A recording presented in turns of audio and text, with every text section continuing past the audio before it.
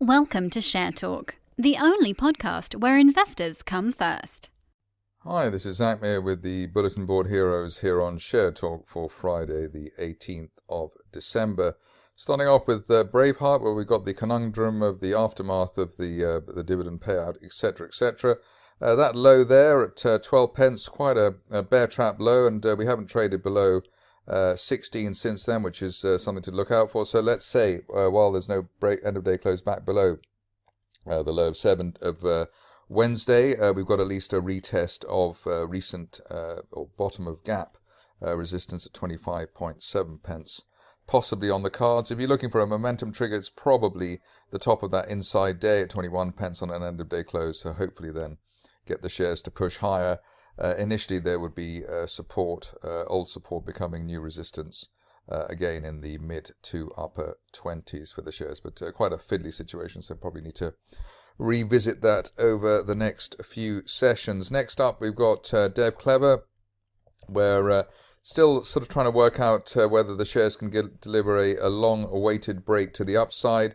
We've obviously got that band of resistance there, resistance line there from August. Good support at and above the 200-day moving average, currently around 7 pence, and the bigger picture target hopefully up towards the 13 or 14 pence level over the next 1 to 2 months. So ideally here looking for the shares to break that August resistance line there around 9 pence to deliver a new leg to the upside. But the longer we stay above the 50-day line at 8 pence, the more bullish this situation becomes. Onto a rather more straightforward bull run to look at, and it's Greatland Gold. Wonderful breakout today after a double test of the 20-day moving average at the beginning of the week, or perhaps last week. Current trajectory here up to 50 pence at the top of that rising July trend channel. Looks all pretty symmetrical there, and that could be seen as soon as the end of next month, if we get especially if we get a decent weekly close above 34.75, which was the initial December resistance. Support likely to come in towards the 30 pence area, which is the 20-day line and the floor of that July trend channel. But to 50 pence, hopefully as soon as the end of next month for Greatland Gold. Another stock which is going great guns, literally, is Gunsynd, where we've got this V-shaped bull flag. That's what I call them. We had the rally, well, we've had a few things to look at here. First was obviously the break of that resistance there at around 1.5 pence September peak. We then gapped higher at the beginning of the month, and we left that gap unfilled, which is normally a show of strength. And so that all leaves us with trying to work out how far and how high the shares could stretch. At the moment, the best guess is towards the 4 pence level, which would be the top of that rising trend channel from August. See those two two resistance points and projecting there, so around 3 3/4 to 4 pence.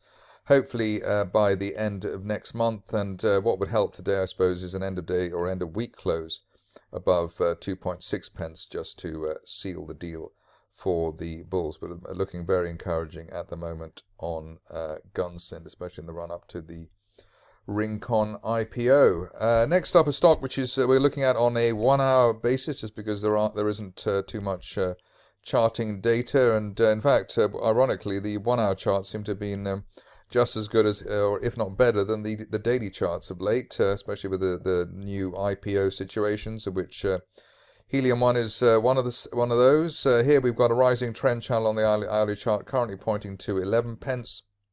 The break of resistance at 7 pence today or overnight was the trigger for that. So above 7, looking for 11, hopefully, for Helium One. Obviously, the stop loss back below recent neckline support at 6 pence, but 11 pence, I think most traders would be quite happy with. Back to a daily chart sweep, and we had news from Powerhouse Energy yesterday, and that seems to have cleared the consolidation the shares have been in since June. So breaking that line of resistance, currently running at around the 3.5 pence level, above 3.5 pence, looking for fresh leg to the upside within a rising trend channel from April, hopefully as high as 6 pence, and that could hopefully be as soon as the end of next month. But the upside there valid especially while we hold above recent 3.5 pence resistance, which it looks as though the shares will be able to do. On to a stock which looks like it's a real private investor favorite at the moment, Rambler Metals. People doing all sorts of math to try and work out how much this company should really be worth. But the good news to end the week, hopefully, is that the shares will have broken above the initial December resistance at around 0.3 pence. Above that, on an end of day and end of week close basis, we could see the top of that broadening triangle as high as 0.6 pence. If you're looking for a further momentum trigger, that would be an end of day close above the 50-day line at 0.36, but that was obviously giving away some of the upside. The other plus point at the moment, which is pretty positive and pretty hefty, is this bullish divergence line in the RSI window. So we had lower lows there for November, but the RSI just kept on rising, which is a positive momentum signal, in fact, a very positive one. On to a stock which was one of the rare companies which actually flagged a placing in its RNS last week, which normally you don't get that with potential fundraisers. They're normally kept quiet, but here Remote Monitor Systems very kindly offered that information to the market. Current situation is that we're looking at support there at 0.9 pence from last month, and the last neckline resistance at 1.28 pence. Rather at 1.55 pence. So basically, in order for this to be back on a bear trajectory, we'd want to see an end-of-day close back above 1.55 over the next few days. Obviously, at the moment, there's the risk of either 0.9 or at least down towards the 1 penny area, which is the floor of that falling trend channel from early November. But the first trigger there, an end-of-day close back above 1.55 for the bulls. Moving along to Synergen, which I have to say was covered here at the weekend and actually has surpassed expectations, I would say. The view then was that there was a chance that if we broke 95 pence, we'd have a nice push to the upside up towards the 200-day line, currently at £1.11, but obviously we managed to gap through both the 200 and the 50-day line, which is very rare and a very special occurrence. Current situation here is that while we're above the end of day, above the 50-day moving average on an end of day close basis, the shares could obviously at least initially retest £1.97 at the November peak, but even retest the best levels of the year to date through £2.50. But upside really dependent on there being no end of day close back below the 50-day line at £1.32. Sticking with the pharma or biotech area, we've got Tiziana, which has had a bit of a recovery since announcing that it was leaving its friends at on the AIM market. Here we've got a nice break on the close yesterday of that falling wedge and the 20-day moving average. So that's certainly is a plus after the bumping along the bottom price action that we've had since early November. The view now is that while there's no end-of-day close back below the broken November resistance line at 80 pence, we could head up towards the 200-day moving average at £1.11, a bit like the setup that we had for Synergen. Hopefully, if you are a bull of the stock, you will have some kind of, or the similar kind of bullish response there. Also, bullish divergence in the RSI window, so the lower low for December at 72 pence matched by a higher RSI trace, so that was and is potentially a positive on the technicals.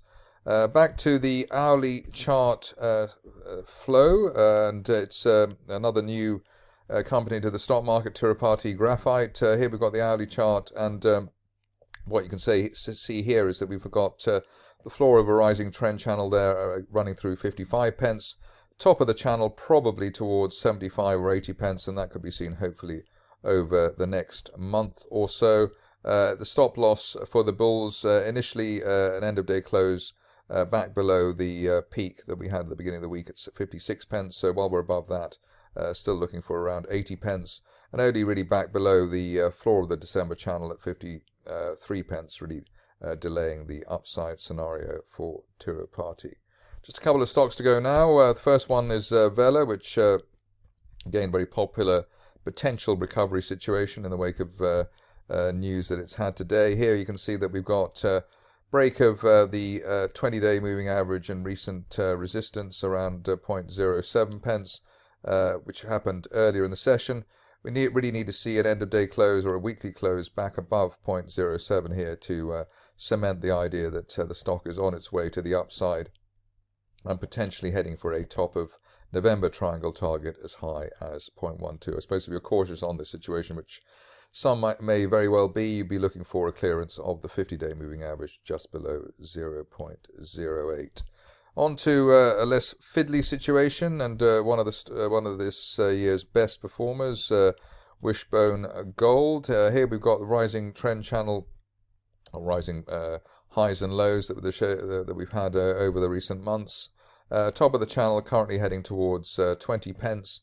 Floor of the channel around the 11 pence level. So while we're above 11, looking for 20. If you're looking for a new buy trigger, then it would be any end of day close today, back above 12 pence, which was actually basically what we said previously. Above 12, looking for 18 to 20 pence on Wishbone Gold. That's it for me today. Hopefully more updates over the weekend. Thank you for listening. Remember to visit our website for more news and other podcasts at www.share-talk.com.